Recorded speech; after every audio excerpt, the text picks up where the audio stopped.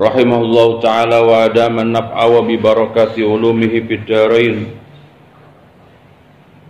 Ya rabbal alamin wa ya mujibas sa'ilin. Masih pasal sedekah.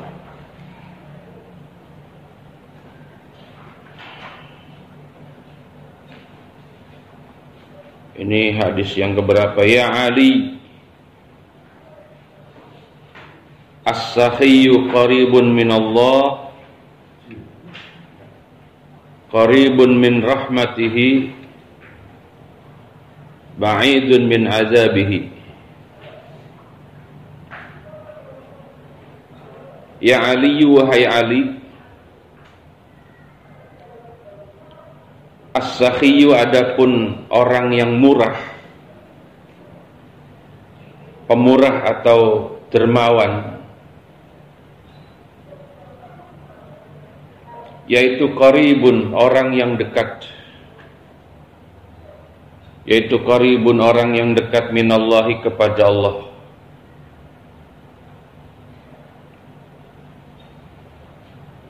Selain itu qaribun dekat juga, karena dekat sama Allah berarti dekat apa? Dengan rahmat Allah. Min rahmatihi, dari apa? Kasih sayangnya Allah atau rahmatnya Allah. Sehingga orang itu kalau sudah dekat Allah berarti apa? Jauh dari siksa Allah. Ba'idun, lagi jauh, min azabihi, dari siksa Allah. Alhamdulillah, beruntung kita yang punya sifat itu. Walaupun ada yang sudah sampai derajat itu ataupun baru yang sedang belajar, masih alhamdulillah.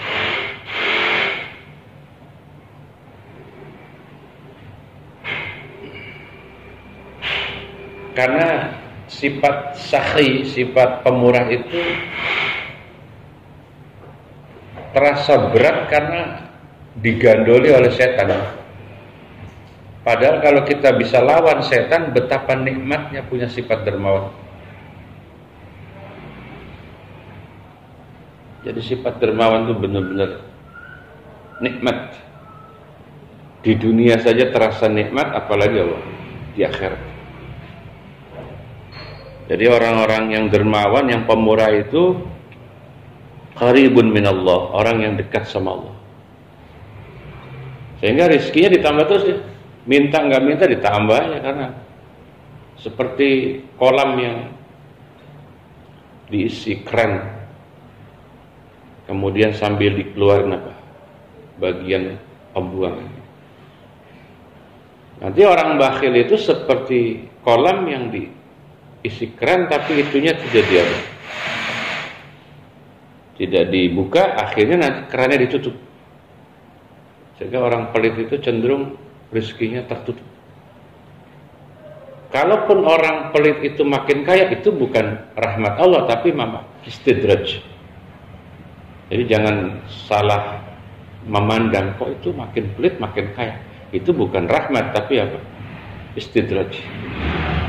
Membahayakan kalau ada orang pelit itu makin kaya, itu membahayakan. Karena apa? Dia makin jauh dari Allah. Karena istidraj. Nah ini, wal bakhilu lawannya as-sakhiyyu apa? Bakhil. Wal bakhilu adapun orang-orang yang pelit atau sifat pelit, langsung saja. Wal bakhilu adapun sifat pelit yaitu ba'idun, jauh minallahi, dari Allah. Jauh dari Allah. Karena jauh dari Allah, ba'idun, jauh juga min rahmatihi, dari rahmat Allah. Lah karena sama Allah jauh, rahmat Allah nggak dapat, ya dekatnya kemana? Qaribun, lagi dekat, min azabihi, dari siksa Allah. Kasihan memang orang-orang pelit itu di dunia. Apalagi sampai, saya sih berharap ya orang pelit di dunia itu diuji supaya sadar, jangan diistidrajkan, nanti kasihan. Jadi yang kita prihatin itu kalau ada orang kaya apa? Diistidrajkan. Orang pelit, bukan orang kaya, orang pelit di istidraj itu yang paling kita kasihan. Kalau ada orang kaya pelit kemudian diuji oleh Allah habis, itu malah kita. Tapi jangan disumpahin. Sumpahin duitnya apa?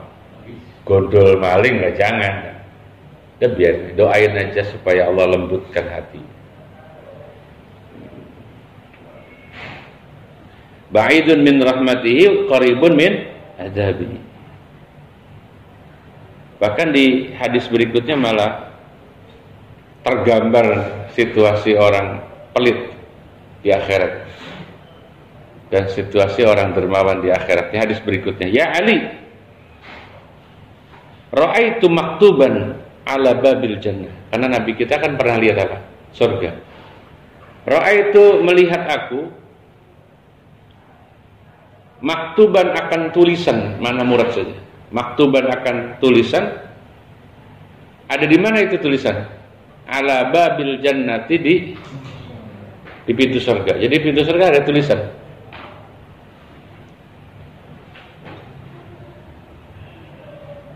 Apa tulisannya yang ada di pintu surga? Anta muharramatun ala kulli bakhilin wa akin wa nammamin. Tulisannya begitu. Sehingga kalau tulisan itu dilihat sama orang yang tiga ini, ya hampir bisa dipastikan tidak akan masuk.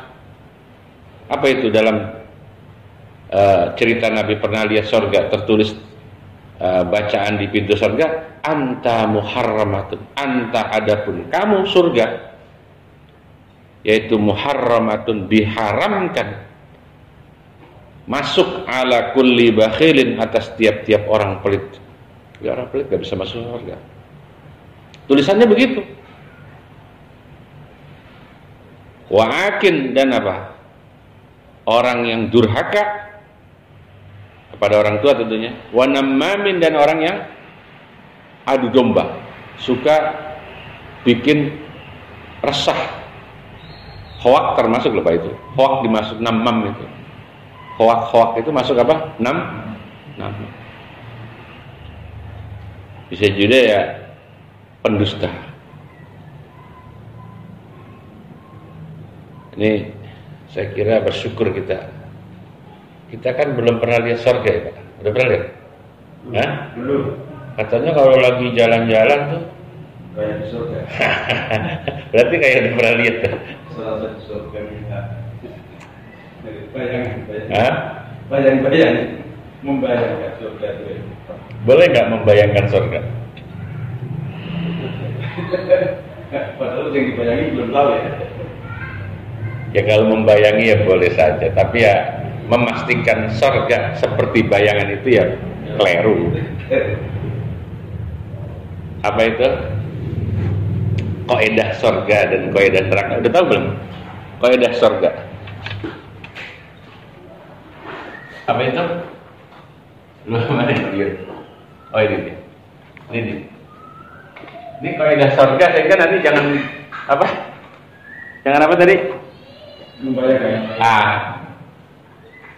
Mala apa? Ainun ra'at.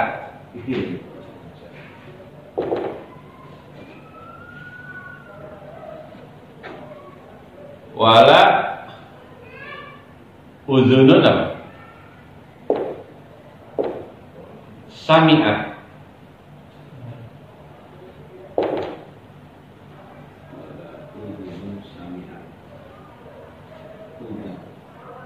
Wala ala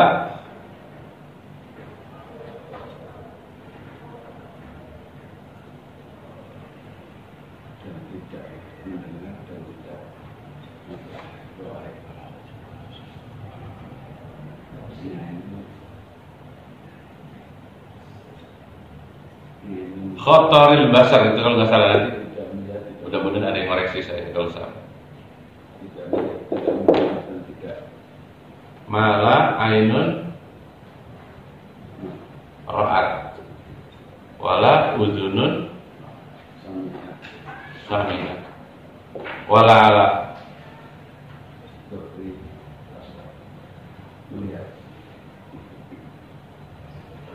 Ini kalau nggak salah ala khataril basar.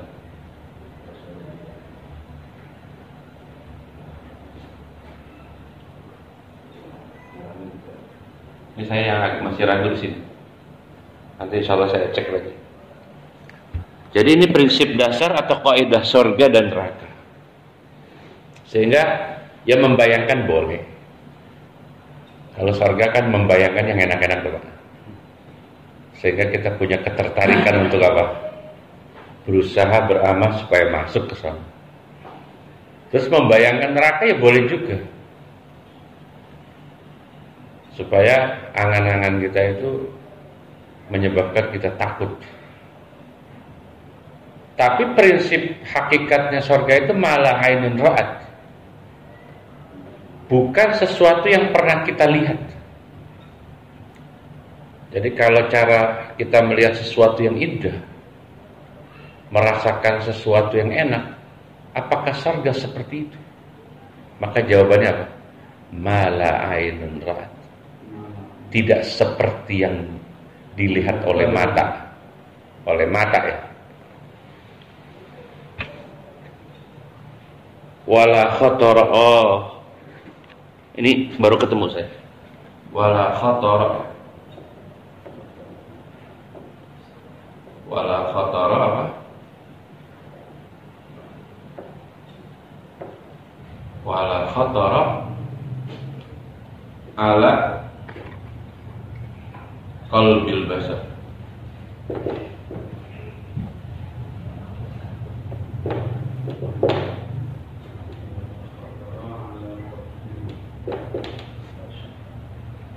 Jadi ada orang cerita, di puncak itu pemandangannya seperti di surga. Kita mendengar cerita itu, kita pakai kaidah. Seindah apapun cerita orang yang kita dengar tentang apa yang dia lihat dan kita dengar, surga lebih dari itu. Bahkan wala khatara ala qalbi basar. Lagi bengong terus berangan-angan gitu, bidadari apa ya cantiknya kayak ngene. Apa itu? Bukan seperti bidadari itu cantiknya, bukan seperti yang terlintas di dalam hati. Wala khatara ala qalbi basar. Nah, yang menguatkan kita tentang surga dan neraka itu Al-Quran dan hadis, salah satunya.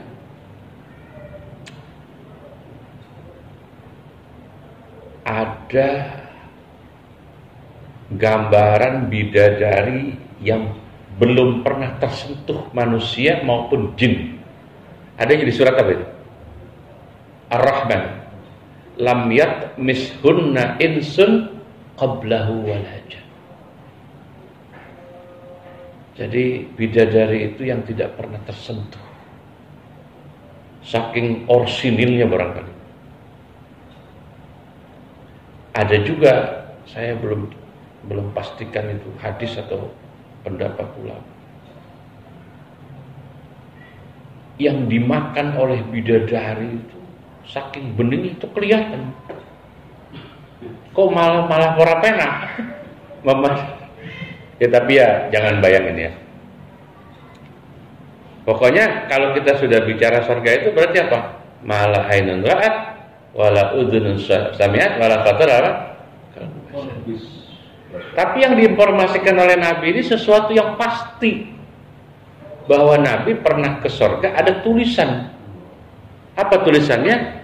Anta muharramatun ala kulli bakhilin wa akin wa nammamin.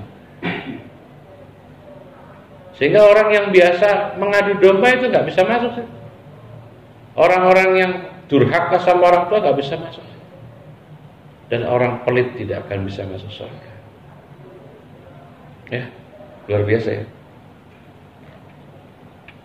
Terakhir, Lamma khalaqa, ya Ali, wahai Ali, lamma khalaqa, tatkala menjadikan siapa Allah al jannata akan surga. Qalat, berkata ia jannah, ya Rabbi, wahai Tuhanku, lima khalaqtani, karena apa engkau jadikan aku? Karena apa itu ya? Untuk tujuan apa engkau jadikan aku? Karena apa engkau ciptakan aku? Qala, menjawab siapa Allah, likulli syaqiyyin wa taqiyyin. Likulli syaqiyyin, karena tiap-tiap orang yang dermawan, wa taqiyyin, dan orang-orang yang bertakwa atau takut kepada Allah. Mendengar jawaban dari Allah, qalat, berkata ia jannah, qalat, berkata ia jannah, raditu. Apa raditu? Saya ridho. Raditu mana ya, Pak? Saya ridho. Jadi kata Nabi begini, dulu waktu Allah menciptakan surga, itu surganya nanya, seperti kita ini membuat masjid, kan pasti punya tujuan tuh. Membuat musola pasti punya gerimis ya, helmnya aja pindahin, motornya nggak usah. Jadi setiap kita membuat sesuatu kan pasti punya apa? Kenapa musola ini dibikin? Untuk apa? Pasti jawabannya untuk ibadah. Baik ibadah murni maupun ibadah tidak murni. Maka jangan kaget kalau di musola adanya orang sholat, orang ngaji, orang ijab qabul nikah, itu kan masih dalam kategori apa? Rapat-rapat. Maka apa jawaban musola kalau memang tujuannya itu raditu? Apa raditu? Saya musola ini ridho kalau dipergunakannya untuk itu, untuk ibadah yang murni maupun ibadah tidak murni. Tapi kalau musola tidak untuk itu, pasti dia nggak ridho. Surga ya sama.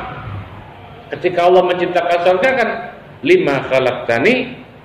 Terus Allah jawab, likulli syaqiyyin wa taqiyyin. Oh, kamu saya ciptakan itu nanti kamu akan dimasuki oleh orang-orang apa? Dermawan dan orang-orang yang bertakwa atau takut kepada Allah. Oh, kata surga, raditu, saya senang. Musola juga jawabnya apa? Raditu. Demikian juga kata Nabi, wa qalat, dan berkata siapa an-naru, neraka. Lebih tepatnya bukan berkata, bertanya siapa an-naru, neraka, yang pertanyaannya sama dengan pertanyaan surga. Ya Rabbi lima khalaqtani. Ya Rabbi, wahai Tuhanku, lima khalaqtani, karena apa engkau ciptakan aku? Qala, menjawab siapa Allah, likulli bakhilin, lawannya. Likulli bakhilin, bagi orang-orang yang pelit, wa mutakabbirin, dan yang sombong. Ya, penyakit orang punya harta itu sombong. Pelitnya biasanya sombong. Qalat, disambut oleh siapa? Surga, neraka itu. Qalat, berkata atau berkomentar ia nar, ana lahuma. Disambut. Ana, adapun aku, yaitu lahuma, untuk kedua orang itu. Siapa? Yang pelit dan sombong. Ya Ali, wallahu a'lam. Ini bersyukur ya. Saya harus mengungkap itu. Bersyukurlah kita tahu belajar ini. Ternyata ada informasi Nabi pernah lihat surga, ada tulisan. Ya kalau kita cara nggak ngaji kan ya nggak tahu itu. Jangankan tulisan, lihat surga ya. Tapi terus jangan begini, buat apa ya, pamer-pamer. Lu udah lihat surga? Surga itu ada tulisan, itu kan seolah-olah kayak kita pernah. Jadi cerita Nabi melihat surga tulisan itu ya boleh kita apa, syukuri bahwa kita jangan sampai ya salah masuk. Ya, salah dan tidak salahnya masuk itu kan ya bagaimana kita berubah sifat-sifat kita dari mulai pelit menjadi apa? Dermawan, dari mulai bakhil menjadi sakhir. Nah, kalaupun ada yang punya sifat itu, saya doakan mudah-mudahan lambat laun akan berubah, akan hilang. Terus apa? Mutakabbir, apa mutakabbir? Lembah. Sehingga kok ada lagi yang lebih mengerikan itu terkait sombong ya. Walaupun saya yakin hadis itu tidak terlalu apa, sahih, tapi bukan berarti itu koyo harga mati.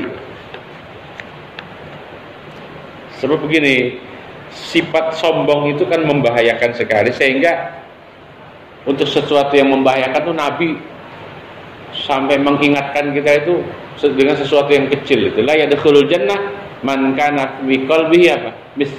Misqalu dzarrah min kibr. Tidak masuk ke dalam surga kalau ada orang yang memiliki sifat sombong walaupun sebesar apa? Biji sawi. Itu kan koyo-koyo susah banget loh. Karena setiap kita pasti punya sifat itu walaupun sebesar apa? Punya nggak kita sifat sombong? Pasti punya. Cuman bahkan bukan sebesar biji sawi, sebesar tahu goreng.